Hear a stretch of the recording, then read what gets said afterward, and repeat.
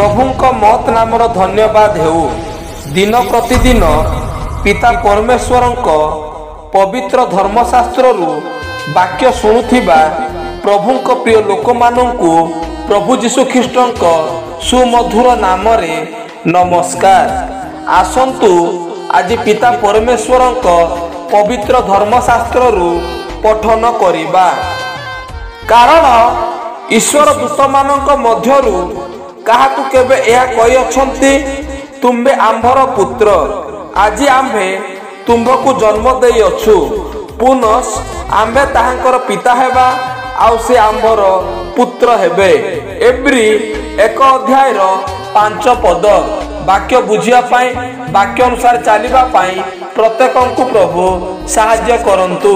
एही वाक्य द्वारा आपण मानंकु आपण मानक परिवारंकु प्रभु बहुल रूपे आशीर्वाद करंतु। धन्यवाद। आमेन।